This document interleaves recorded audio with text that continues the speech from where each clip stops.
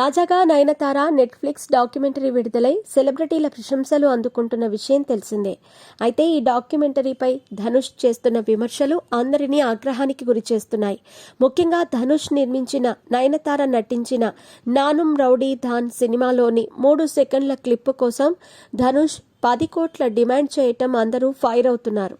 ముఖ్యంగా ధనుష్తో పనిచేసిన చాలా మంది హీరోయిన్స్ మీ పెట్స్ కి గ్రూమింగ్ నుంచి బర్త్డే సెలబ్రేషన్స్ వరకు అన్నింటిలో మంచి ఆఫర్స్ ని మాయా టైల్స్ అండ్ ట్రయల్స్ వారు మీ ముందుకి తీసుకుని వచ్చారు. ఎక్కడో కాదు, మన బాజ్పల్లిలో. Phone number 8985555318. నయనతారకు అండగా నిలుస్తూ ధనుష్ పై విమర్శలు గుప్పిస్తున్నారు.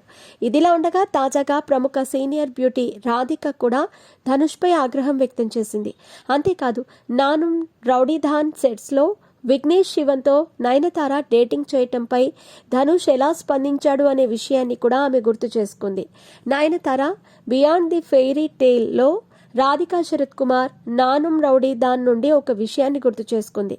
ఇక్కడ లేడీ సూపర్ స్టార్ నిజానికి ప్రేమలో పడ్డారు.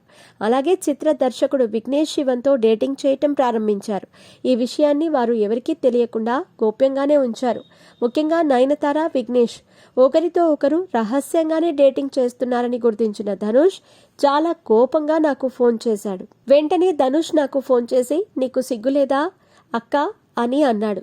నేను ఆశ్చర్యపోయి ఏం చెబుతున్నాడు అంటూ అయోమయంలో పడిపోయాను.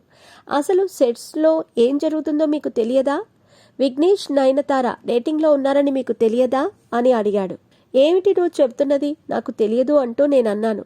ఇక అలా నయనతార, విఘ్నేష్ డేటింగ్ చేసుకుంటున్న విషయంపై ధనుష్ ఆ రోజే తనను ఫోన్ చేసి ఇలాంటి మాటలు అన్నట్లు రాధిక గుర్తు చేసుకుంది. ఇకపోతే తాజాగా డాక్యుమెంటరీ విడుదల అవగా ఈ డాక్యుమెంటరీపై పలువురు సెలబ్రిటీలు ప్రశంసలు కురిపిస్తున్నారు. నెటిజన్స్ నుంచి కూడా మంచి స్పందనే లభిస్తోంది.